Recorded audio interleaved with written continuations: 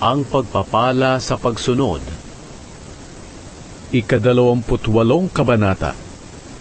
Kung lubos ninyong susundin ang Panginoon na inyong Diyos, at gagawin ang lahat ng utos niya na ibinibigay ko sa inyo ngayon, gagawin niya kayong nakakahigit sa lahat ng bansa rito sa mundo.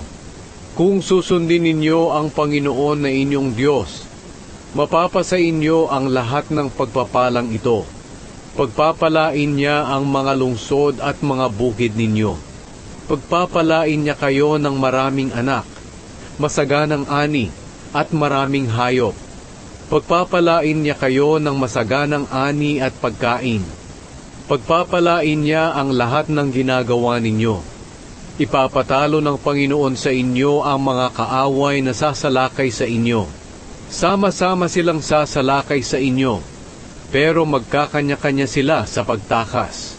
Pagpapalain ng Panginoon na inyong Diyos ang lahat ng ginagawa ninyo, at pupunuin niya ng ani ang mga bodega ninyo.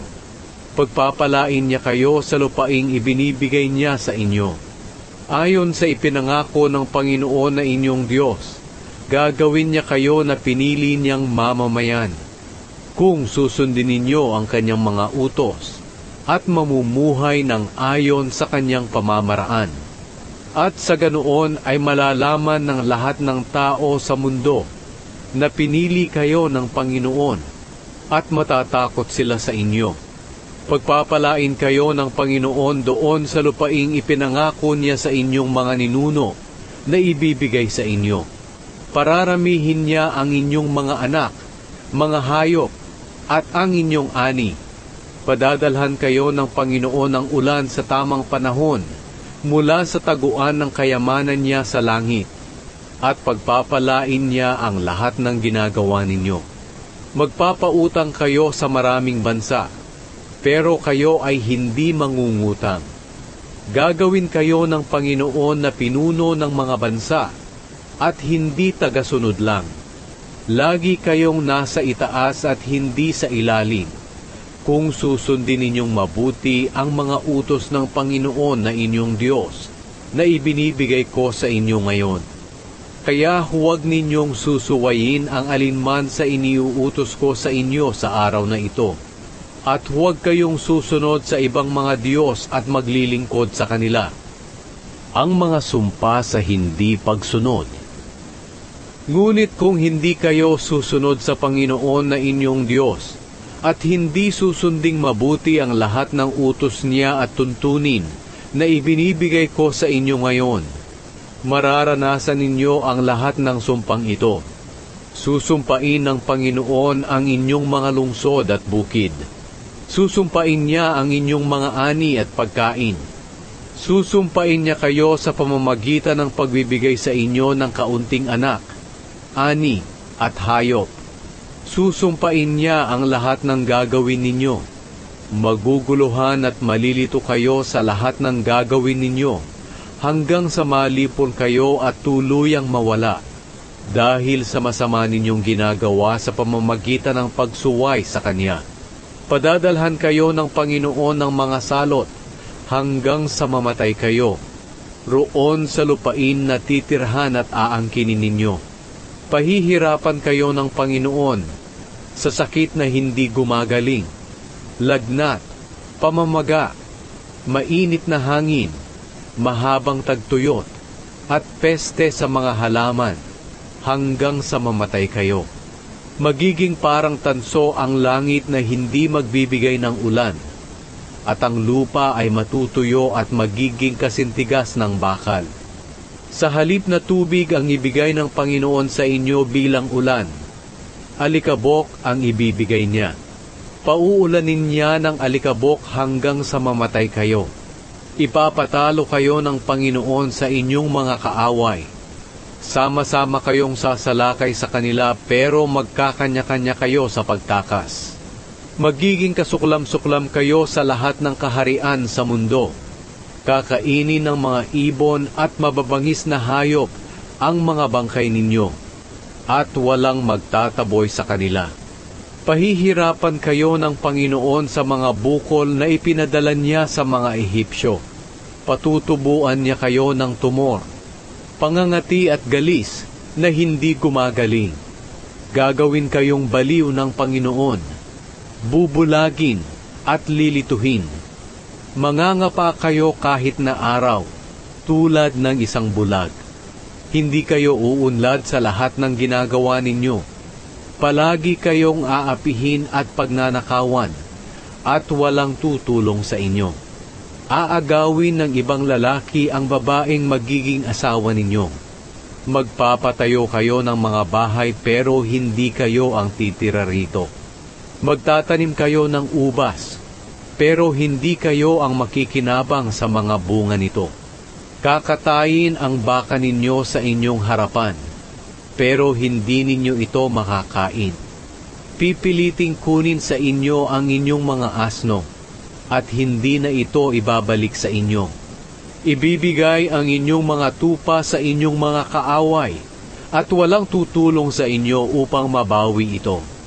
Habang nakatingin kayo, bibihagi ng mga anak ninyo ng mga taga-ibang bansa, at araw-araw kayong aasang babalik sila, pero wala kayong magagawa. Kakainin ng mga taong hindi ninyo nakikilala ang pinaghirapan ninyo, at palagi kayong aapihin at pahihirapan. At kapag nakita ninyo itong lahat, mababaliw kayo. Patutubuan kayo ng Panginoon ng mga bukol na hindi gumagaling, mula sa sakong hanggang sa ulo ninyo.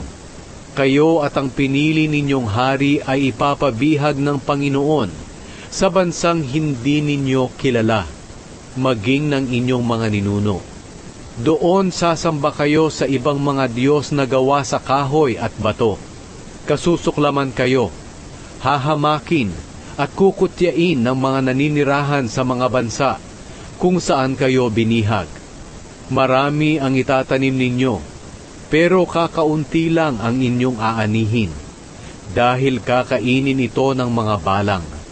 Magtatanim kayo ng ubas at aalagaan ninyo ito, pero hindi kayo makakapamitas ng bunga nito o makakainom ng katas mula rito, dahil kakainin ito ng mga uod. Magtatanim kayo ng maraming olibo kahit saan sa inyong lugar, pero wala kayong makukuhang langis mula rito, dahil malalaglag ang mga bunga nito. Magkakaanak kayo, pero mawawala sila sa inyo, dahil bibihagin sila.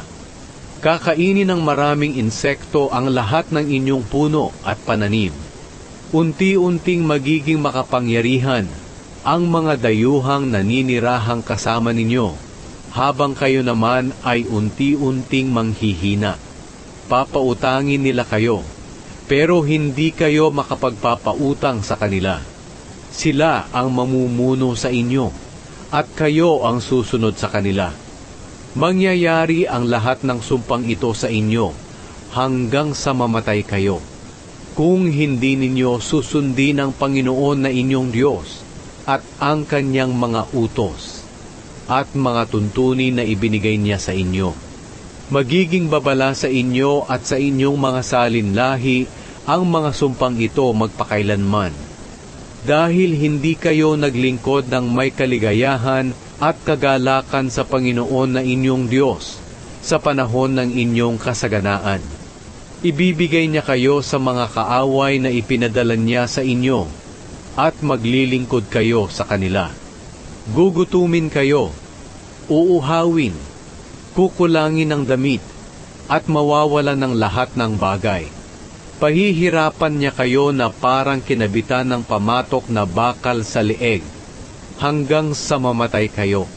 Ipapasalakay kayo ng Panginoon sa isang bansa na mula sa malayong lugar, sa dulo ng mundo, na hindi ninyo maintindihan ang salita. Sasalakayin nila kayo katulad ng pagsila ng agila sa mga kaaway. Mababangis sila, at walang awa sa matandaman o bata. Kakainin nila ang mga hayop at mga ani ninyo, hanggang sa mamatay kayo. Wala silang ititirang trigo, bagong katas ng ubas, langis o hayop, hanggang sa malipol kayo. Sasalakayin nila ang lahat ng lungsod na ibinibigay ng Panginoon na inyong Diyos sa inyo, hanggang sa gumuho ang nagtataasang pader nito na pinagtitiwalaan ninyo. Sa panahong pinapalibutan kayo ng mga kaaway, kakainin ninyo ang inyong mga anak na ibinigay sa inyo ng Panginoon na inyong Diyos dahil sa sobrang gutom. Kahit na ang mahinahon at napakabait na tao sa inyo ay hindi na maaawa sa kanyang kapatid, sa minamahal niyang asawa at sa natira niyang anak. Hindi niya sila bibigyan ng kinakain niyang laman ng kanyang anak dahil natatakot siyang maubusan ng pagkain.